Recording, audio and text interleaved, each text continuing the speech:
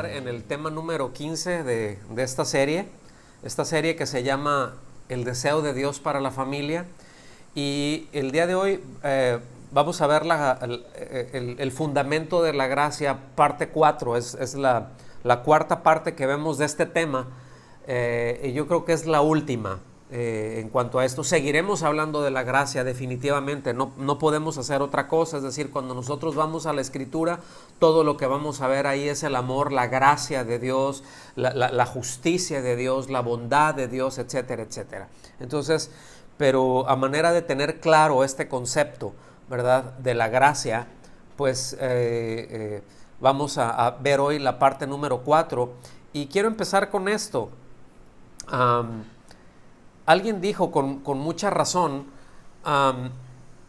que si no conocemos a Dios, ¿verdad?, que si no conocemos a Dios, no entenderemos sus acciones. Pues qué importante es conocer a Dios, ¿verdad? Qué cierto es eso. Si no conocemos a Dios, no entenderemos sus acciones. Ay, es que yo no entiendo por qué dijo esto, por qué Dios dice esto, por qué Dios ordena esto.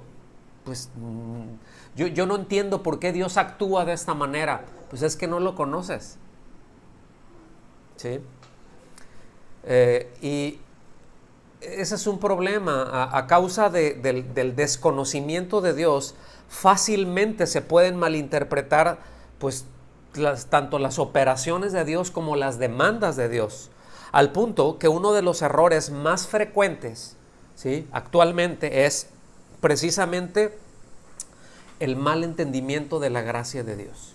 Ese es uno de los errores más frecuentes. ¿Sí?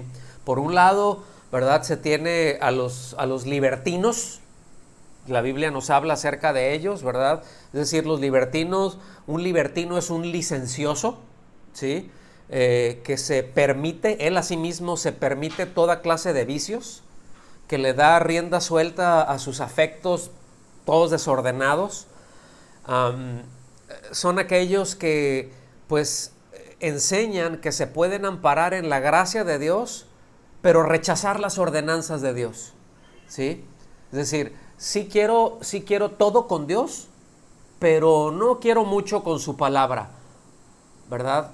Como aquellos que estaban ahí en el Sinaí, al pie del Sinaí, y Dios manifestándose y Dios mostrándose, y dijeron, no, Moisés, mejor ve tú y que te hable a ti, nosotros nos da miedo, nosotros no queremos que nos hable a nosotros, que te hable a ti y tú nos dices. Y hay muchos que viven así. Sí quiero todo con Dios y que Dios me ame, pero no quiero que Dios me hable. No tiene ningún sentido. Y ese es uno de los errores más comunes de la iglesia o de la cristiandad hoy en día. Pero también hay otro extremo que también la Biblia nos habla acerca de ellos, ¿verdad? Y es aquellos que piensan y que enseñan que se tienen que ganar el favor de Dios mediante la observancia de normas o reglamentos. O sea, ya cumplí con esta lista, sí, no, ahora yo le voy a hacer así y Dios me tiene que dar esto, si yo hago esto, Dios tiene que hacer esto, porque Dios está obligado, y luego algunos majaderos, ¿verdad?, enseñan y te dicen, vaya y reclámele a Dios y decirle, Dios, tú dices esto, ahora tú me cumples. Es un desconocimiento de la gracia de Dios, ¿verdad? Ambas posturas son equivocadas. Ambas posturas son desequilibradas de la gracia de Dios y de la responsabilidad humana. Porque existe la gracia de Dios, ¿verdad?, que no depende de nuestros méritos, pero al mismo tiempo está la responsabilidad nuestra. ¿Sí? Ambas posturas conducen a la falta de estabilidad. Ambas posturas debilitan la vida de los creyentes.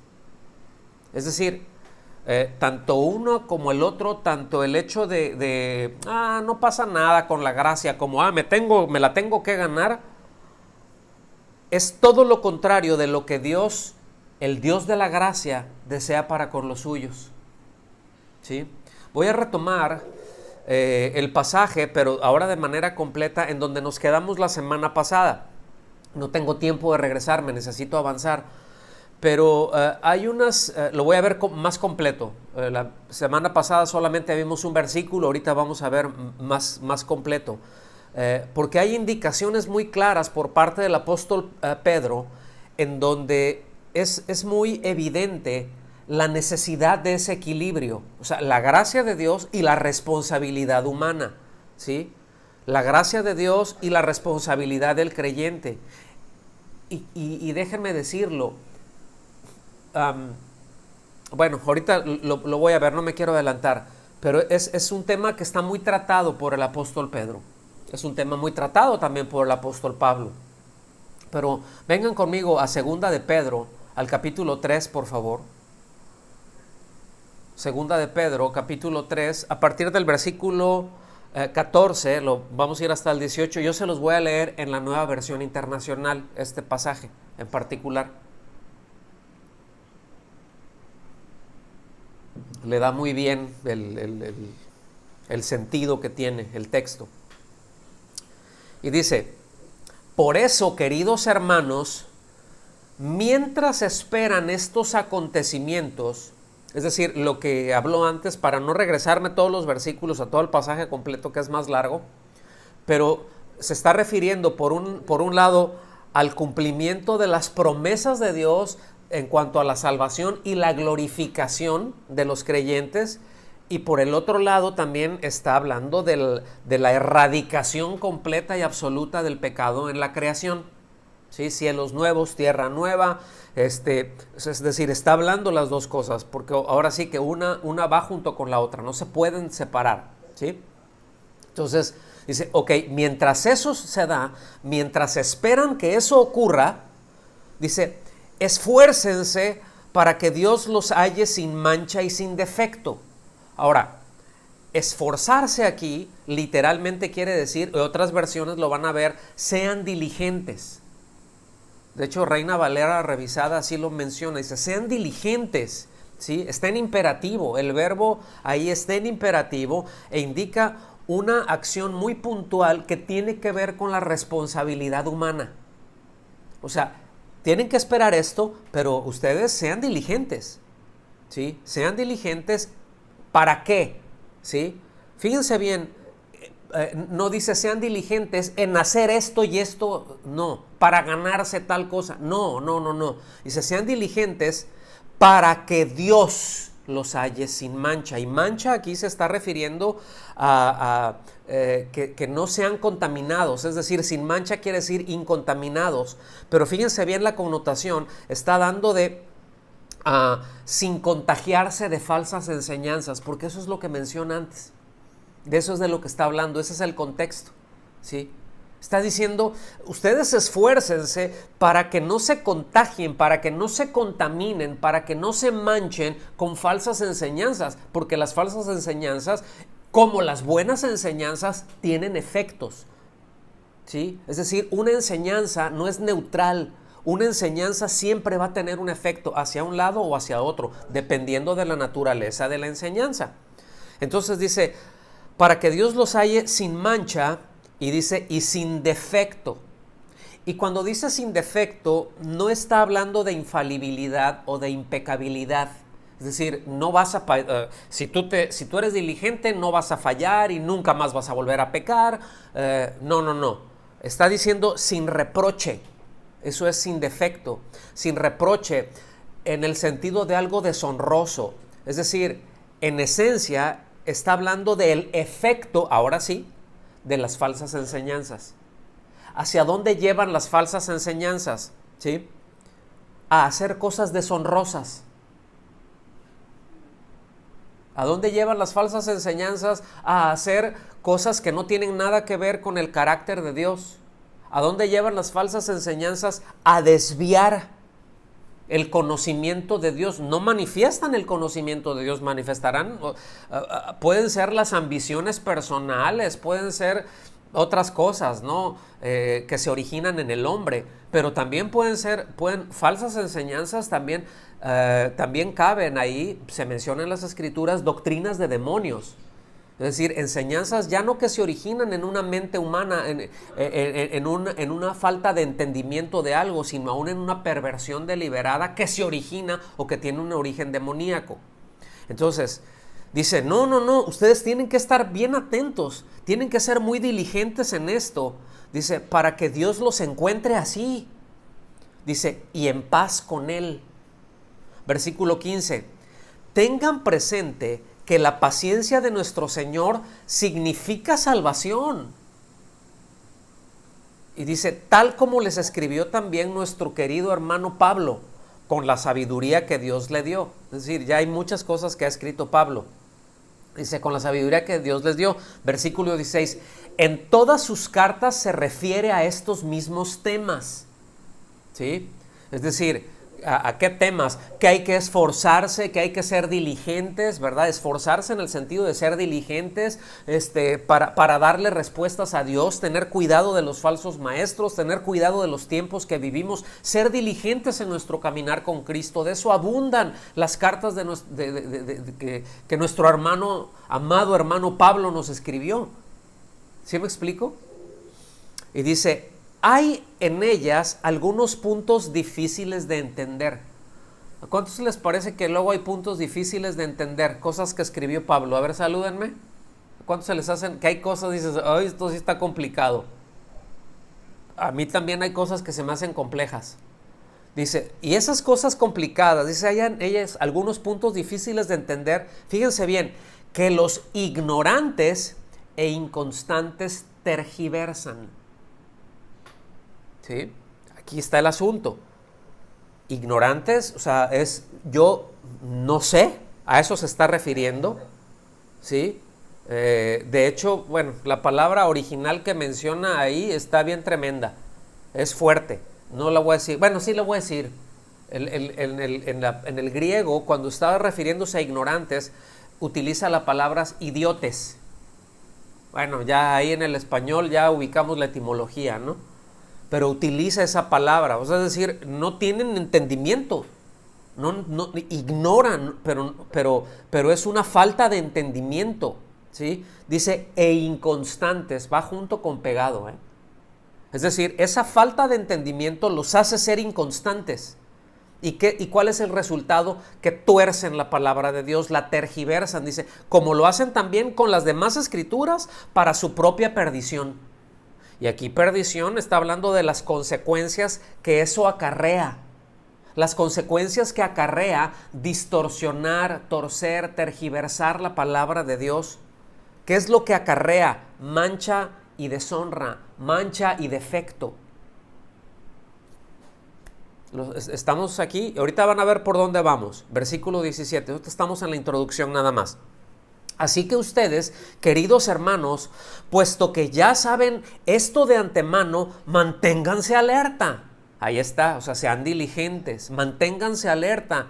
No sea que, arrastrados por el error de esos libertinos, pierdan la estabilidad y caigan. Ahí está. ¿Sí? Es una advertencia que jamás debemos tomarla a la ligera, hermanos. Jamás debemos tomarla a la ligera. Es muy similar a lo que menciona allá en Hebreos 12:15, ¿verdad? Que ya ahondaremos en ese pasaje en otro momento, porque sí vamos a llegar ahí.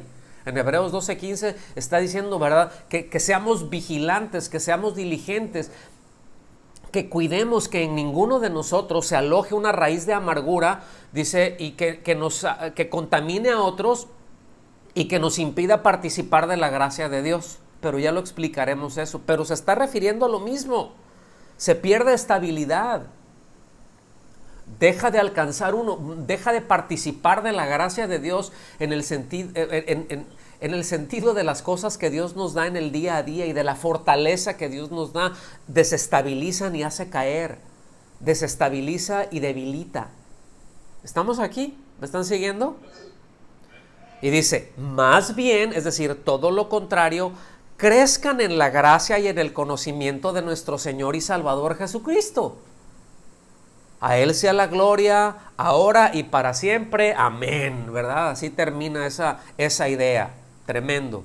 Entonces las razones para remarcar estos puntos es porque precisamente en ese desconocimiento tan general que se tiene de Dios, pueden haber muestras de Dios, es decir, Dios puede estar manifestando, ¿verdad?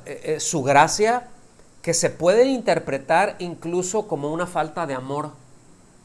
Dios puede estar mostrando su gracia y yo por no conocerlo lo entiendo como que, y pues no que Dios me ama. Entonces si Dios me ama, ¿por qué me está surtiendo con esto? ¿Por qué si Dios me ama, por qué me está corrigiendo? ¿Por qué me está dando, verdad? Como hay quienes dicen, no, yo no corrijo a mis hijos porque los amo mucho y los dejo ser. Pues eso, miren, cuando uno detiene la corrección a los hijos, no es una muestra de amor, es una muestra de aborrecimiento. Así las cosas, eso es lo que dice la Biblia. ¿Sí? Ahora, no estoy diciendo, bueno, vamos a hablar mucho de esto, porque esta es la serie, ¿verdad? El deseo de Dios para la familia, y apenas estamos empezando. Hoy es el tema 15, pero apenas estamos empezando. ¿Sí? Entonces, también se pueden interpretar, fíjense bien, por un lado, ¿verdad? Hay como, pues Dios no me ama, pero por el otro lado también se puede interpretar como una excusa para seguir pecando. Qué tremendo. Y ahorita vamos a ver eso. El remedio de todo esto, lo que nos dice el apóstol Pedro, es precisamente crecer en la gracia y el conocimiento del Señor. Porque su gracia y el conocimiento de Él van de la mano. No se pueden separar. El amor de Dios y el conocimiento de Dios van de la mano. Por eso luego también otros malinterpretan y cuando dicen, no, es que la letra mata, pero el amor edifica. No, pero no se está refiriendo a eso. O sea, no se está refiriendo a la palabra de Dios, no se está refiriendo al conocimiento de Dios, ¿sí? La letra mata, el conocimiento mata, pues sí, pues mata la ignorancia, ¿sí? Pero bueno, se está refiriendo a otras cosas, ¿no? Entonces, gracia y doctrina son inseparables. ¿Cómo voy a conocer yo el carácter de Dios si no es por la autorrevelación que Dios hizo? Es decir, ¿cómo voy a saber yo cómo es Dios? Pues por lo que Dios dijo de Él, no por lo que otro piensa, no por lo que otro interpreta de Dios, no, por lo que Dios dice de Él. Y eso está en su palabra. A eso se le llama doctrina, sana doctrina. Entonces, ahora, ¿cuántos pueden decir así? A mí me hace falta un montón crecer en ese conocimiento que dice ahí. ¿Verdad? Porque miren, crecer en gracia y conocimiento, mis amados, nos va a librar de quebrantos que traen malas o falsas enseñanzas. A veces puede haber una muy mala enseñanza. Una enseñanza no quiere decir que malintencionada, pero muy corta en doctrina, muy corta en substancia, y que tenga mucho de ignorancia. Bueno, la gracia, crecer en la gracia y el conocimiento me va a librar precisamente de esos dolores, de esos quebrantos. Nos salvará, utiliza esa palabra, salvar, de todo esto, ¿sí? Al mismo tiempo va a producir fortaleza, va a producir estabilidad que tanto necesitan nuestros hogares. Porque ¿cómo necesitan nuestros hogares fortaleza y estabilidad? ¿Cómo necesitan nuestros hijos fortaleza y estabilidad? ¿Sí? Podríamos hablar de muchos personajes que están en la Biblia en donde son un ejemplo de la multiforme gracia de Dios. O en donde la multiforme gracia de Dios, ahorita voy a ir a esa palabra y a ese texto, son un verdadero ejemplo. Podríamos mencionar a todos, ¿verdad? Podríamos mencionar a Abraham, a David, a todos, de hecho, ¿verdad? Sin embargo, me quiero centrar en dos personajes. El primero es en Jonás. Jonás sobresale por distintas razones, ¿sí? Está muy interesante Jonás, la verdad. Pero Jonás sobresale por el conocimiento que tenía del carácter de Dios, ¿sí? y sobresale por el entendimiento tan profundo que él tenía de la gracia de Dios para todo aquel que se arrepiente y pone su confianza en él. Eso lo tenía perfectamente claro Jonás, fíjense, qué tremendo, ¿sí?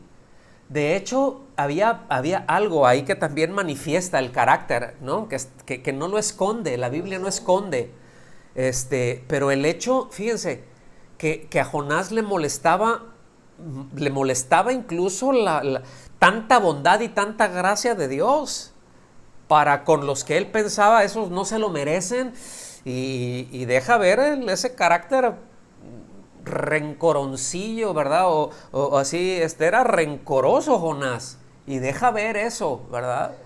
Y lo disfrazaba bien ese corazón vengativo que tenía con ropajes de justicia. Pero aquí no hay de eso, ¿verdad? Aquí entre nosotros no hay de eso, ¿verdad? Nadie se parece a Jonás, nadie nos parecemos a Jonás, ¿verdad que no? Qué bueno. Si no conoce bien la historia de Jonás, porque es riquísima en detalles, les recomiendo que lea el libro de Jonás. Es pequeñito, ¿verdad? Pero muy sustancioso. Medite en esas palabras, váyalo leyendo, ¿verdad? Con tranquilidad, estúdielas, ¿verdad? Y se va a sorprender. Es posible que en más de alguna de las líneas que dice ahí se vea como en un espejo 3D. Venga conmigo, por favor, a Jonás capítulo 1. Jonás capítulo 1, vamos a ver del versículo 1 al versículo 4. Les doy un minutito. Jonás 1, a partir del 1 hasta el 4. Dice así: la palabra del Señor vino a Jonás, hijo de Amitai. Esta es la palabra que vino, versículo 2. Levántate, ve a Nínive, la gran ciudad, y proclama contra ella, porque su maldad ha subido hasta mí. Fíjense, me quiero hacer una pausa. Aquí está mencionando esto porque Nínive, era la capital del imperio de Asiria. Si alguna vez tienen alguna oportunidad, vayan al Museo Británico. Hay todo un pabellón que está dedicado, o bueno, hace tiempo todavía estaba dedicado a Asiria. Está súper, mega interesante, ¿sí? Tienen la oportunidad, váyanlo, es gratis, ¿no? Pero Nínive era una ciudad, vamos a decirlo así, bueno, no la ciudad, los habitantes, los pobladores de Nínive eran muy violentos. Ellos tenían, voy a mencionar nada más algunas prácticas, ¿sí? de lo que ellos tenían cuando llegaban y conquistaban alguna población. Algunas de las prácticas que ellos tenían es de que tomaban a los niños pequeños de los pies y los estrellaban contra las piedras o contra las paredes. ¿Okay? Otra de las cosas que hacían es de que si alguna mujer estaba embarazada, la partían. O sea, le daban un espadazo en el vientre y partían al bebé, ¿verdad? Y a la mujer. No es muy distinto de lo que hacen las campañas abortistas, ¿eh? No es muy distinto lo que hacen las clínicas abortistas. Sacan a los bebés en pedazos, pero ya no voy a hablar más de eso, ¿sí? Pero dice, todo eso, toda esa maldad, dice, ya llegó hasta mí. O sea, ya es el tiempo, fíjense bien, ya es el tiempo. O sea, ve y diles que ya se ganaron. O sea, ya va un juicio mío. Fíjense, ¿sí? Ahí está la gracia de Dios. Les está dando tiempo para que se arrepientan. Versículo 3. Jonás se levantó para huir de Tarsis, lejos de la presencia del Señor. Es decir, lejos del Señor, lejos de lo que el Señor le dijo. Aquí lo que está diciendo es una expresión que nos deja ver que hay una acción deliberada de desobediencia, ¿sí? Esto es muy importante. Miren, el Señor no se aleja, hermanos.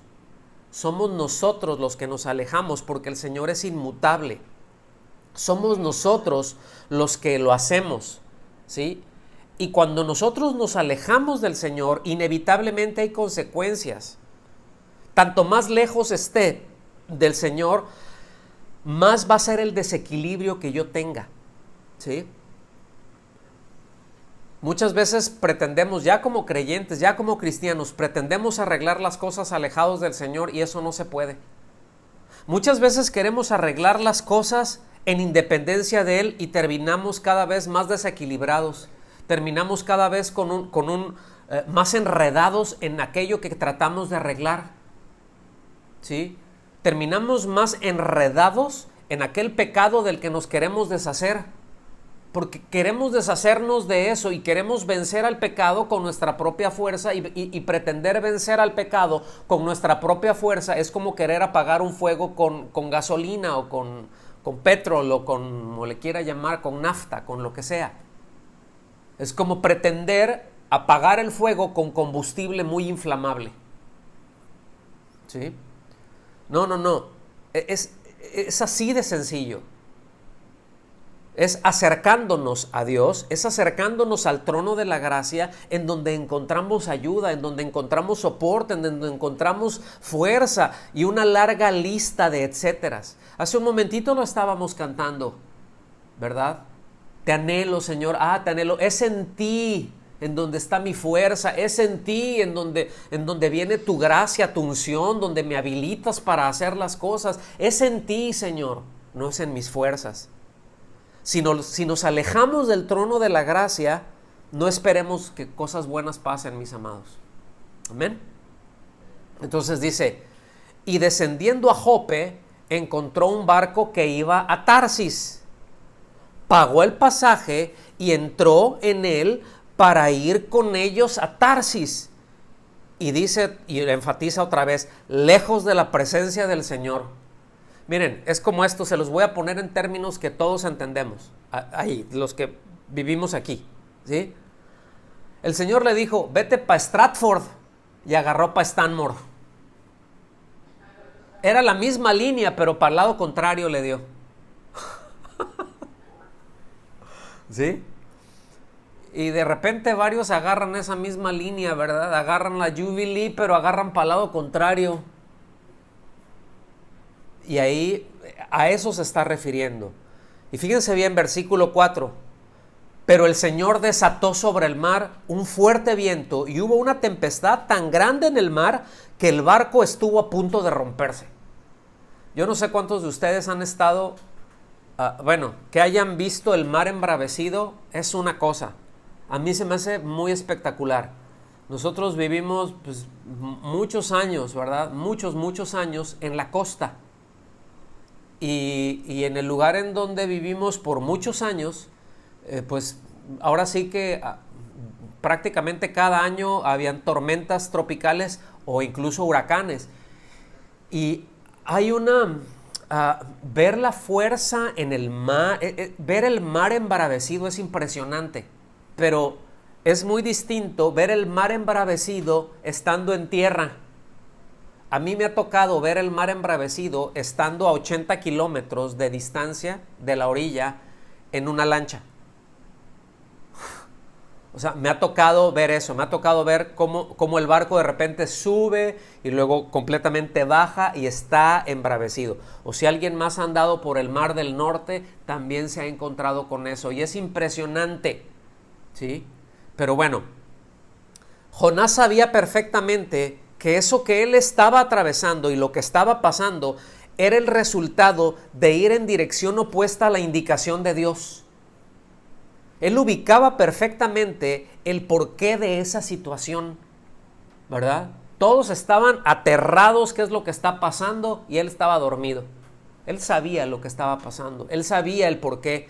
Entendía que caminar en desobediencia no produce nada bueno, lo sabía, ¿verdad? Sabía que no era nada bueno ni para quien desobedece, pero ni para quienes están en derredor. Y eso tenemos que ser muy conscientes. sobre todo como padres, sobre todo como hombres de la casa. ¿Cuántos hombres de casa hay? ¿Cuántos cabezas de familia hay? A ver, salúdenme los hombres. Ok, a ver, cabezas o cabezones, ¿verdad? Como dice Alberto. Fíjense, qué tremendo. Bueno, pues qué responsabilidad tan grande tenemos, porque no tiene el mismo impacto en la familia, y no quiere decir que está bien, pero el pecado de un hijo al pecado del padre. El pecado del padre tiene unas implicaciones para toda la familia, golpea a toda la familia. Los pecados de los hijos también son dolorosas, pero tienen implicaciones muy distintas. Un hogar puede estar bien equilibrado, en tanto los padres sean bien equilibrados, van a estar sólidos. Los hijos a veces pueden andar en sus rollos, pero ese hogar está sólido porque está fundado sobre la roca. Pero en el momento en que el esposo se sale del orden de Dios, en el momento en que la esposa se sale del orden de Dios, el hogar se desestabiliza, ¿sí o no? ¿Sí? Sin embargo, fíjense bien, el Dios de toda gracia, que ve el principio desde el fin y el fin desde el principio, proveyó, dio, preparó por su gracia la oportunidad de corregir el rumbo y obedecer. No fue bonito, pero fue una acción de gracia. Esa tormenta que estaba ahí fue un llamado a despertar a Jonás. Jonás estaba dormido y lo llamaron a despertar, y a veces esas tormentas que vienen no es otra cosa más que la oportunidad de corregir, es una llamada de atención, ¿sí? Pero después Dios provee la oportunidad para corregir. En el caso de Jonás no fue agradable, pudo haber sido mucho peor, ¿sí? Para el profeta y para quienes estaban en derredor suyo. Miren, vamos a ver hasta el versículo 17, nos brincamos del 4 al 17. Les digo, ahí ustedes léanlo en casa, estoy saltándome. Versículo 17, y dice, y el Señor, ¿quién? El Señor mismo, dice, dispuso un pez, proveyó un pez que se tragara a Jonás. No está bonito el asunto, ¿eh? Y Jonás estuvo en el vientre del pez 3 días y 3 noches. Nada agradable la experiencia. No debe ser nada agradable ser tragado por un pez. Yo no sé si Jonás esperaba, ¿verdad? Sí, ya desobedecí, pues que el Señor me castigue, me juzgue, me caiga un rayo, me parta y listo, ya me morí, me voy con él. No. Él no sabía qué es lo que... Jonás dijo, pues aviéntenme. Es más, lo peor que puede pasar es que me ahogue, ¿verdad? Pues ahí la voy a sufrir un ratito y va a estar feo, pero ya me muero, es lo que me merezco, a fin de cuentas. ¿Sí? Él no sabía esto, pero Dios preparó, Dios dispuso la oportunidad para Jonás. Dios no estaba buscando la oportunidad para obedecer. Jonás estaba diciendo, ya échenme el agua que yo me muera y que ustedes se salven. Ya desháganse de mí. ¿Estamos aquí? Es pues por culpa mía, todo esto es culpa mía. Yo sé que es culpa mía, pero ya, mira, ya me muero y listo. Muerto el perro, se acabó la rabia. Y el Señor dijo, no, está pulgoso el perro, pero lo vamos a bañar.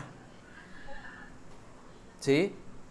Entonces, nada agradable la experiencia, pero fue por la gracia y misericordia del Señor que no fue consumido como no lo somos nosotros. Estuvo 3 días y 3 noches en un lugar de espanto, en un lugar nauseabundo, imposible de vivir de manera natural o de sobrevivir en él siquiera, ¿sí? Pero con Dios estamos seguros. Con Dios estamos seguros. Así que, mis amados, cuando Dios nos corrige, veámoslo como lo que realmente es, gracia y misericordia de parte de Dios, y no desaprovechemos la oportunidad que Él nos da de corregir el rumbo. ¿Sí? Una pregunta, ¿qué situaciones estamos pasando en casa? A lo mejor con la familia, con el esposo, con la esposa, porque alguno o porque todos los miembros decidieron caminar en dirección contraria, alejarse de la presencia del Señor y quedaron atrapados en el estómago del pez. Se levantó una tempestad y ¡ay, que ya me voy! Y quedaron atrapados en el estómago del pez. Situaciones difíciles, situaciones espantosas, que para nosotros 3 días en el estómago del pez es una metáfora, pero para Jonás fue literal, fue completamente real. Escuchen bien, pero Jonás conocía a Dios y eso le permitió orar y reaccionar de la manera en que lo hizo. Nos deja ver mucho la actitud que Jonás tuvo. Acuérdense, Jonás no estaba buscando corregir rumbo. Cuando se lo tragó el pez, ¿sí? Y miren, 3 días y 3 noches en el estómago de un pez es tiempo suficiente para reflexionar sobre muchas cosas. Porque seguramente no te da tiempo para dormir. Estar atrapado en el estómago de un pez con las, como dice ahí, con las algas enredadas en la cabeza y con todos esos jugos gástricos y descomponiéndose otros peces, y ve tú a saber qué tantas cosas se tragó y qué tantas cosas se tragó Jonás al estar ahí y cómo estaba respirando. Entonces era sobrenatural todo eso, ¿sí? Pero ¿cuántas preguntas? ¿Y cómo estoy aquí? No, ahora sí ya me voy a morir bien rápido. No, ya pasó. ¿Y cuánto tiempo pasó? Imagínense 3 días y 3 noches, se le han de haber hecho una eternidad ahí. Y ya me voy a morir rápido y no me muero y no me muero. ¿Y qué pasa? Y estoy atrás y estoy aquí metido. ¿Y por qué no me he muerto? Y si no hay aire, ¿y por qué? ¿Y por qué no tengo la necesidad de respirar? ¿Qué sé yo? ¿Cómo estaba haciendo el asunto? ¿O por qué estoy respirando debajo del agua? Yo no sé. ¿Sí me explico? Yo no sé cómo fue, pero es que está pasando aquí. Y qué espanto, qué obscuridad. Y qué... ¡Ay, qué lugar tan espantoso, Señor! Y empieza a meditar. Es mucho tiempo para meditar. 3 días y 3 noches ahí.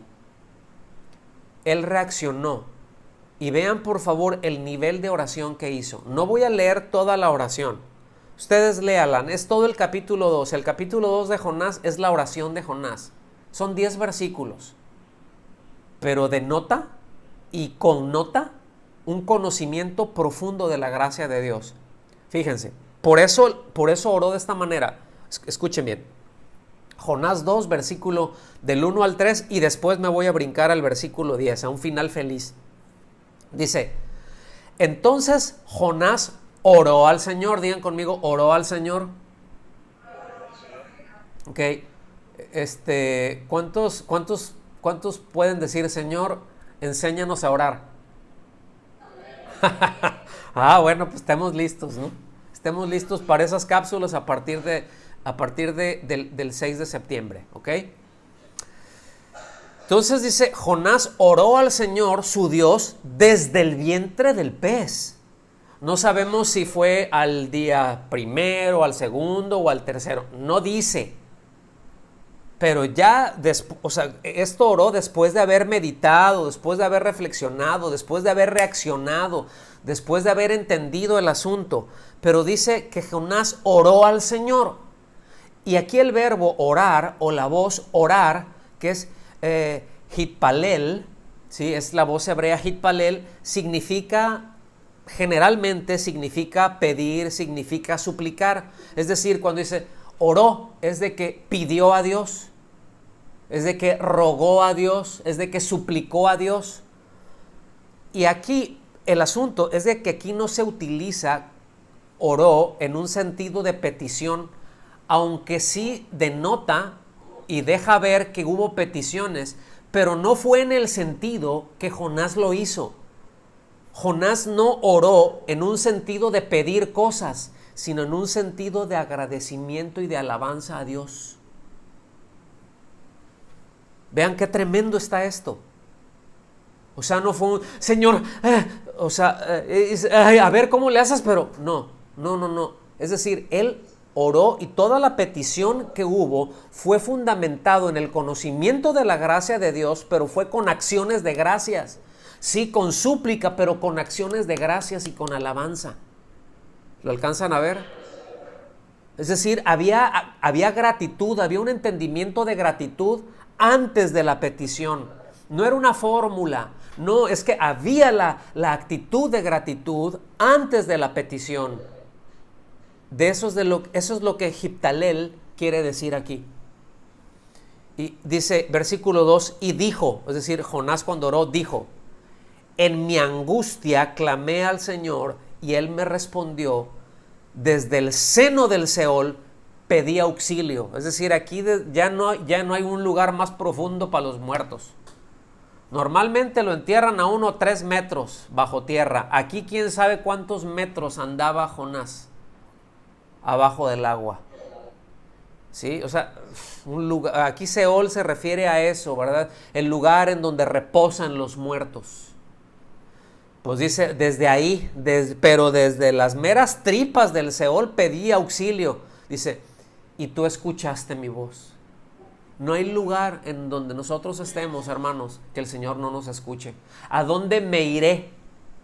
¿A dónde me voy a esconder de tu espíritu? A ningún lado. Dice, hasta lo más alto de los cielos, hasta lo más profundo del Seol, ahí estás tú. Amén. Qué maravilla, ¿no? Y léanlo todo, pues la oración está impresionante. Versículo 10, repito, final feliz. Entonces el Señor dio la orden al pez y este vomitó a Jonás en tierra firme. Yo no sé, no me pregunten cómo le hizo.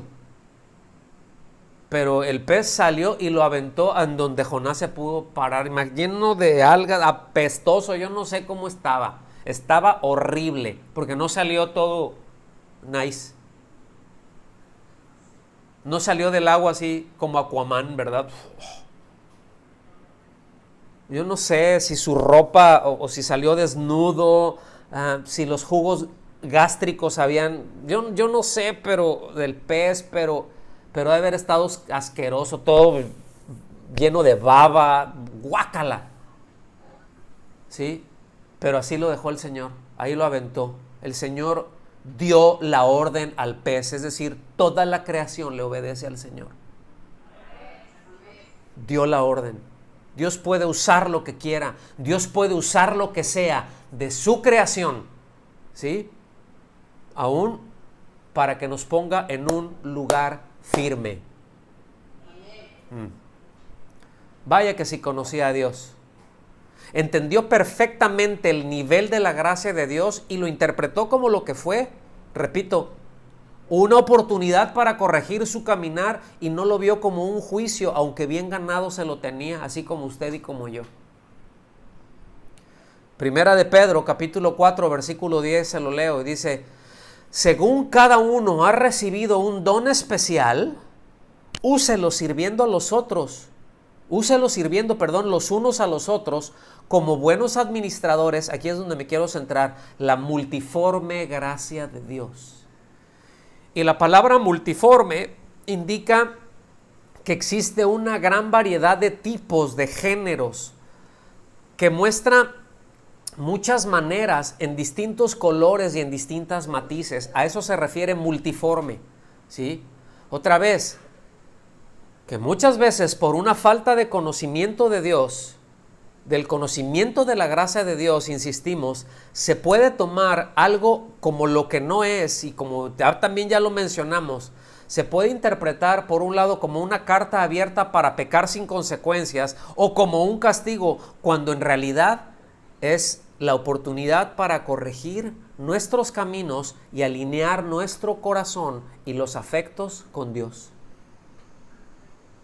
Y la situación puede ser compleja, la situación puede ser difícil, ¿sí?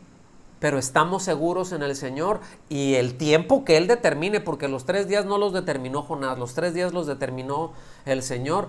El Señor hizo que ese asunto nos pusiera en tierra firme. El apóstol Pablo nos enseña esto. Vengan por favor a 2 Corintios capítulo 12. 2 Corintios capítulo 12. A partir del versículo 1. En otro momento vamos a ir viendo versículo por versículo porque es muy, muy importante y muy interesante. pero ahorita voy a dar un pantallazo nada más. Dice, versículo 1, el gloriarse es necesario, aunque no es provechoso.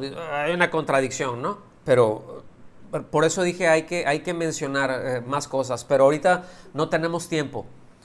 Dice, el gloriarse es necesario, aunque no es provechoso. Dice, pasaré entonces a las visiones y revelaciones del Señor. O sea, les voy a comentar algo. Dice, conozco a un hombre en Cristo que hace 14 años, dice, no sé si en el cuerpo, no sé si fuera del cuerpo, Dios lo sabe. El tal fue arrebatado hasta el tercer cielo. Fíjense, no está diciendo, a mí me pasó y yo fui estando. No, yo no sé. Yo sé de alguien, estaba refiriendo a él. Y yo no sé si fue en el cuerpo, yo no sé si iba sin el cuerpo, pero fue muy real. ¿Sí? Que fue arrebatado. Versículo 4, que fue arrebatado al paraíso y escuchó palabras inefables que al hombre no se le permite expresar. De tal hombre sí me gloriaré, pero en cuanto a mí mismo, fíjense bien, no me gloriaré sino en mis debilidades.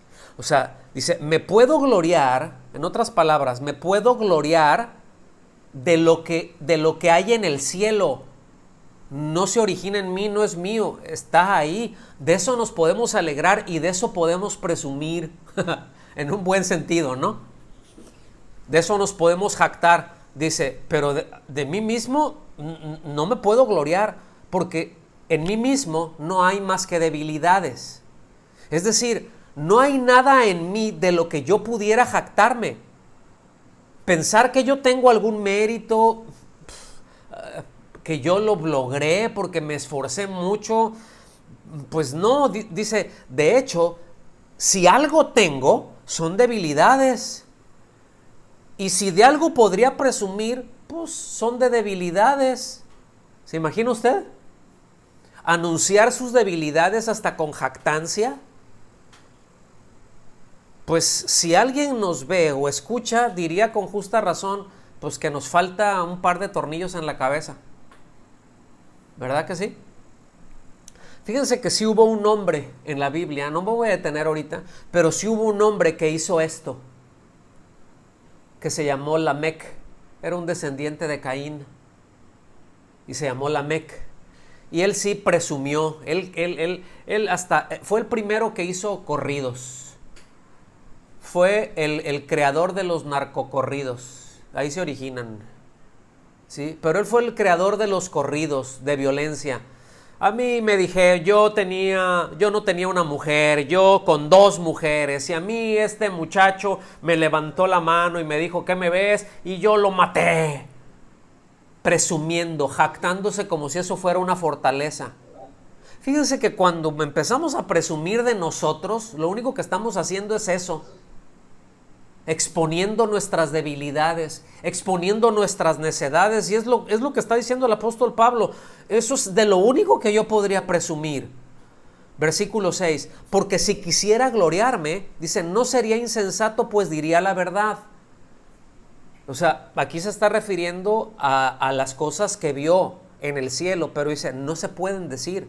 Pero ¿se imagina usted saber que ha visto y que ha escuchado cosas que nadie jamás lo ha hecho y que no puede decirlo? En primer lugar, porque no está autorizado para decirlo, y en segundo lugar, porque en nuestro lenguaje sería prácticamente imposible describirlo. ¡Qué tremendo! Dice, pero me abstengo de hacerlo para que nadie piense de mí más de lo que ve en mí u oye de mí.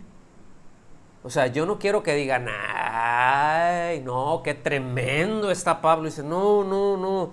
Y les dice, miren, y les voy a decir por qué. Versículo 7. Y dada la extraordinaria grandeza de las revelaciones, o sea, la extraordinaria grandeza de las cosas que yo vi, yo no tuve ningún mérito para verlo. El Señor me llevó ahí, el Señor me lo mostró. Dice, por esta razón Pero fíjense bien lo que dice, ¿eh? Porque hay muchos que presumen, no, a mí el Señor me mostró, y presumen de eso, pero se saltan esto que está diciendo aquí, para impedir que me enalteciera.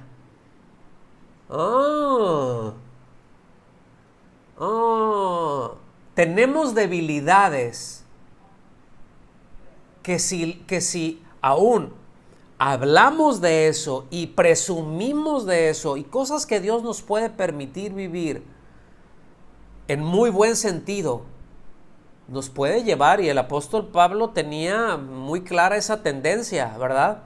Dice, impedir que me enalteciera. Digan conmigo, impedir que me enalteciera.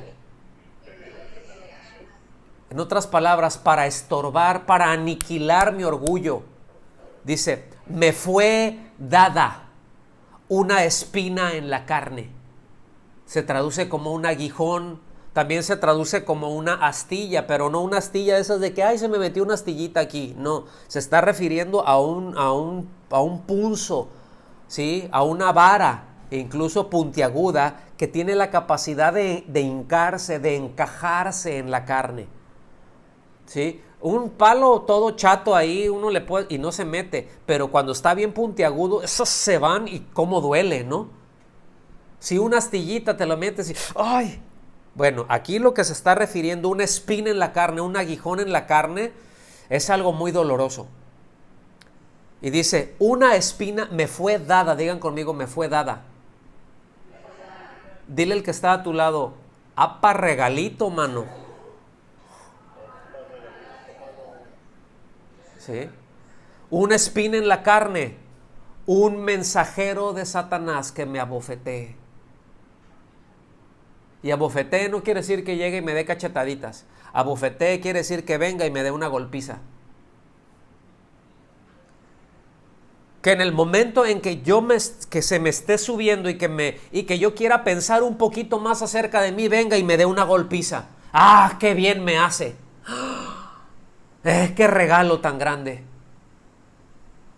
Necesitamos estar en un nivel del conocimiento de Dios y de la gracia de Dios bastante regular para entender esto, hermanos. Dice, para que no me enaltezca. Lo dice 2 veces, por esta razón, para impedir que me enalteciera, me fue dada una espina en la carne, un mensajero de Satanás que me abofetee para que no me enaltezca. Pero donde quiero subrayar es el verbo dar, porque indica dar algo valioso, ¿sí? El sentido es de una donación, pero de algo que, un regalo que vale mucho, ¿sí? Como algo que tiene mucha utilidad, que bueno, lo cierto es de que es doloroso, pero escuchen bien, si es una herramienta para que el orgullo no avance en nosotros o para echarlo fuera, para abatir nuestro orgullo, ¿usted lo consideraría eso como un buen regalo? ¡Ay, híjole! ¿Lo consideraría como una muestra de la gracia de Dios? ¿O le diría, ¡ay, ya quítame esto! ¿Por qué estoy viviendo esto? ¿Por qué estoy pasando esto? Esto es muy doloroso. Pablo lo tenía en claro, mis amados. Y fíjense bien, el versículo 8 dice, acerca de esto, 3 veces he rogado al Señor que lo quitara de mí. Cuando dice 3 veces no está diciendo fui una vez y después fui otra vez y a la tercera es la vencida. No, aquí es una expresión, es un hebraísmo para decir 3 veces, para decir muchas veces. He ido vez tras vez, y le estoy diciendo, ay Señor, yo ya no quiero estar viviendo esto, ay Señor, yo ya no quiero estar pasando por esto, quítame esto, y el Señor guardando silencio. ¿Cuántos han estado ahí? Señor, yo ya quiero esto, y Jonás, Señor, yo ya no quiero estar en este lugar, qué espanto, quítame de aquí, y el Señor guardando silencio. ¿Y cuántas veces nos pasa eso? Eso que estamos viviendo es Dios dándonos oportunidades, tratando con nosotros y nosotros pidiendo que nos lo quite porque no nos gusta o porque no lo entendemos sencillamente. ¿O cuántas veces utilizamos eso como una excusa? Es decir, decimos, bueno, si las cosas fueran distintas, si yo no estuviera pasando por esto, yo podría entonces darle respuestas a Dios. Si tuviera un mejor trabajo, si tuviera un mejor horario, yo podría servirle, hasta me podría comprometer con la iglesia, por ejemplo. Y así podríamos mencionar una lista de cosas que mientras Dios, ¿verdad?, por su gracia las está utilizando como una herramienta, el asunto es que, miren, el asunto, y no se trata de si nos gusta o no, de hecho tampoco se trata de si lo entiendo o no, se trata de si confiamos en Dios o no, si le conocemos lo suficiente o no para creerle y para descansar que Él, a pesar de eso, está obrando a favor de nosotros para imprimir el carácter de su Hijo en nosotros para que lo manifestemos en nuestra vida. De eso se trata. El asunto entonces es que si estamos aprendiendo lo que Dios quiere enseñarnos o no. No si lo entiendo, si me gusta, si lo quiero o no. Y miren, debemos de tener cuidado entonces para no llegar a conclusiones muy apresuradas o muy irreflexivas incluso, que puede, pues, que sean a causa de ese desconocimiento de Dios o que incluso sea un autoengaño, hermanos. Que nuestro propio corazón nos esté engañando y que sea un deseo disimulado de justificar un comportamiento errado. No voy a decir cosas muy puntuales para no herir ninguna susceptibilidad, pero yo pienso que se está entendiendo. ¿Se está entendiendo, sí o no? A veces que nos estamos autoengañando, ¿verdad? Repito, para justificar algo. Y uno puede decir cosas, bueno, pues si Dios lo está permitiendo es por algo. Si Dios hubiera querido, pues no me hubiera dejado que entrara en ese pecado y que estuviera en él, pues por algo Dios lo permitió. No, mis amados, Dios nunca quiere que pequemos. A eso me refiero con justificar una conducta errada. Y podemos estarle preguntando al Señor, ay Señor, ¿por qué es esto? Y no entiendo esto que está pasando. Y Señor, ayúdame, no entiendo esto que está pasando, pero sigue en el pecado. Bueno, está en un lugar espantoso, en un lugar horrendo. No sé si me estoy dando a entender, pero Dios no quiere que estemos ahí. Dios no quiere que pequemos. Por la sencilla razón de que Dios no puede ser tentado por el mal y porque Él no tienta a nadie. Necesitamos entender, ¿verdad?, que jamás podremos limpiar la conciencia con un argumento tan sucio como el de, pues la mujer que me diste, culpando a Dios. Es decir, echando la culpa a otras cosas y no asumiendo el decir, estoy pecando, paro con esto, no puedo seguir con esto, no debo seguir con esto, esto es una deshonra a Dios. Me dijo que hiciera esto y deliberadamente hice totalmente lo contrario, pero estoy en este momento, no me fulminó el Señor, qué momento de gracia estoy viviendo para corregir. Qué gracia tan grande la tuya, Señor. Quiero honrarte con esto. Por eso necesitamos entender que el bien y el mal siempre van a viajar por vías paralelas y casi siempre van a llegar al mismo tiempo. Es decir, algo que Satanás, ese mensajero del mal personificado, puede usar para destruirnos, Dios por su gracia lo puede utilizar para bendecirnos. Pero esto depende en buena medida de la respuesta nuestra. ¿Sí? Ahí está el punto de la gracia y de la responsabilidad humana. Ahí está Jonás, entendiendo la gracia de Dios. Señor, Jonás no dijo, pues que le meta el pez más rápido y me voy en submarino hasta Tarsis. España era, imagínense desde Jope, ahí desde todo el Mediterráneo, por debajo del agua. Y llego y me deja ahí en las costas del Mediterráneo, rico. ¿Sí? No. No, el pez, vas para atrás y lo regresó. Y eso hace el Señor, que entendamos en dónde me quedé. El Señor ahí nos va a regresar en tierra, pero en tierra firme, hermanos. Es ese entendimiento que Pablo dijo, yo tenía esto y tal conocimiento de Dios, pero pero se me puede subir y me está recordando este dolor, soy tan débil. La gracia de Dios y la responsabilidad humana. Por eso me alegra mucho que la Biblia no especifica a qué se refiere cuando dice una espina en la carne, un aguijón en la carne, una astilla en la carne, con el apóstol Pablo. Muchos dicen, bueno, esto era una enfermedad, y sí pudiera ser, ¿verdad? Algunos dicen que era un problema con los ojos, otros que era malaria, muchas cosas, no sabemos, ¿sí? Pero es una expresión para connotar dolor y debilidad humana. Aguijón en la carne representa ese punzo que me hace recordar cuán débil soy. Ese punzo que me hace recordar cuán débil, cuántas debilidades tengo yo. Que nos hace recordar nuestra absoluta necesidad de depender de la gracia de Dios, porque en nosotros no tenemos fuerza, porque en nosotros no tenemos mérito. Es eso que me hace recordar, no me debo de apoyar en mi propia prudencia, es eso que debo de confiar en el Señor, es eso que me hace recordar, no tengo fuerza, mi fuerza viene de ti, Señor.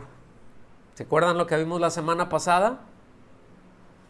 ¿Qué es esto de dejar a un lado mis propias fuerzas? ¿Cómo lo hago? Y explicamos que todo parte de esa comunión, de esa relación con Dios, de ese conocimiento que tenemos de Él, de hacer a un lado mis propias fuerzas, ¿verdad? No porque lo tengo que hacer, no porque yo tengo que lograrlo, sino porque existe el deseo y la necesidad de darme a mí mismo, ¿sí? Entendiendo que Dios no tiene que bendecirme, pero que Él desea hacerlo, y que a fin de cuentas nuestra fuerza no es más que carne, ¿verdad? No es más que debilidad e insensatez, y que no me puedo apoyar en eso. Entonces que volteo y digo, yo no tengo nada en que apoyarme sino en ti, Señor, y ahí viene su gracia y viene su fuerza.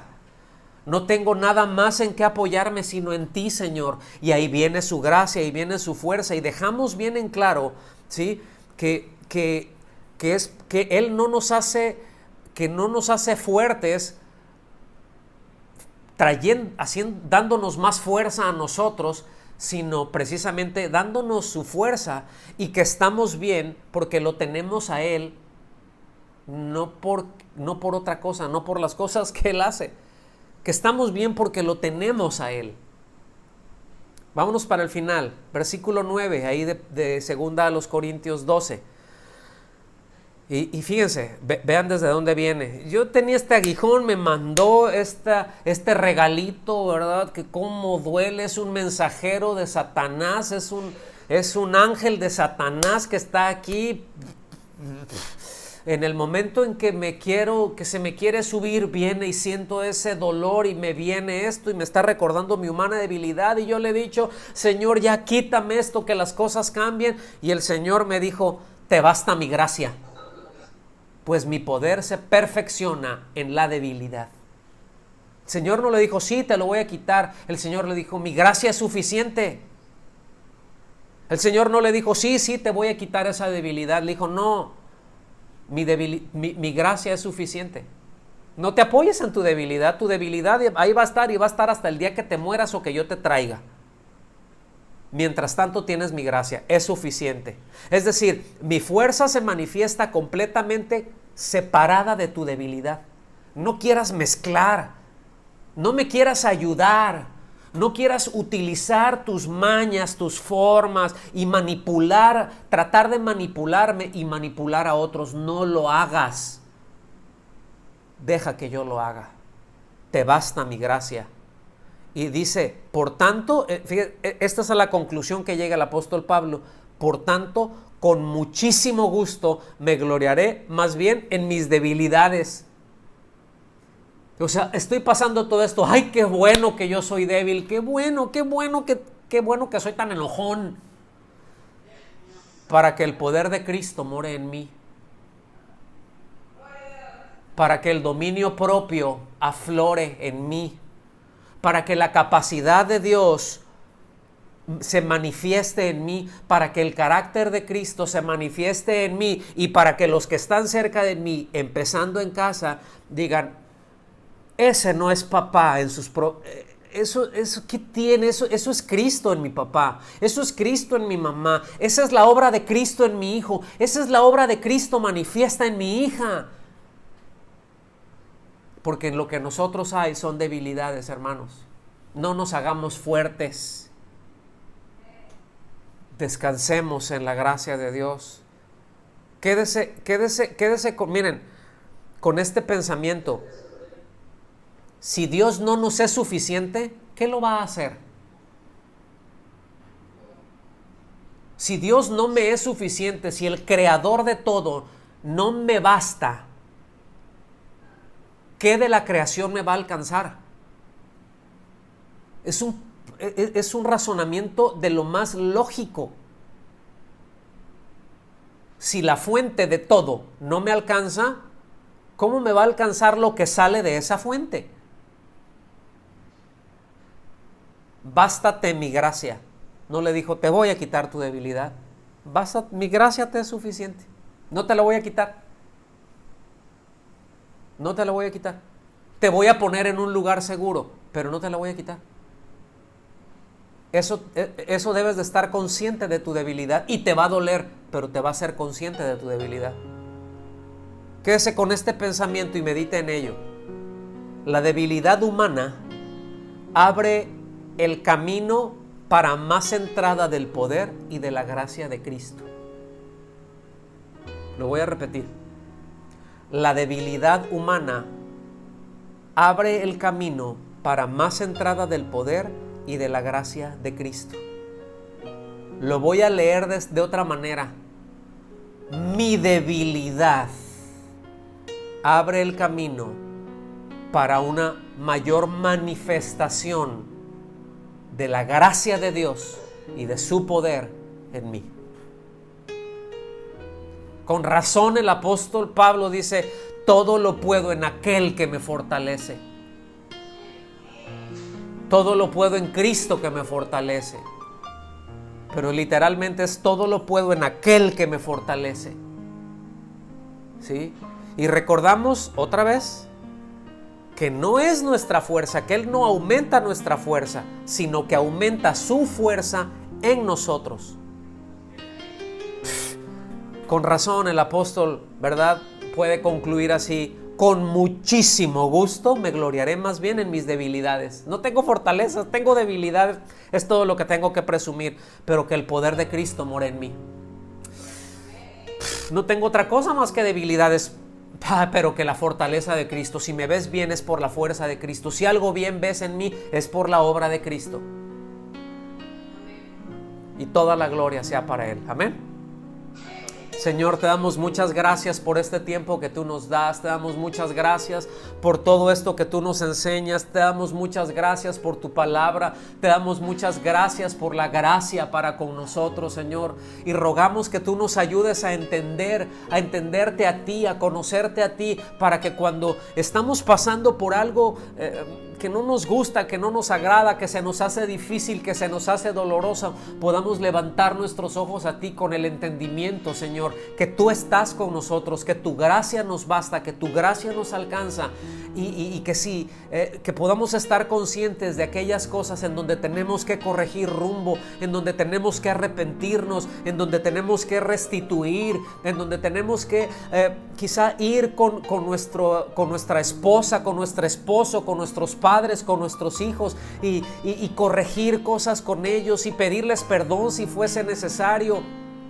Hacer lo que tenemos que hacer para bendecirles y para obedecerte a ti, Señor, para no alejarnos de ti, sino entender que nos hemos alejado de ti, que el alejamiento de tu presencia es lo que nos ha metido en esa situación. Ayúdanos a entender eso, Señor, que sea tu gracia, que sea tu misericordia manifestando eso en nosotros, que sea tu gracia en nosotros, en el nombre de Jesús. Amén. Amén. Que Dios los bendiga.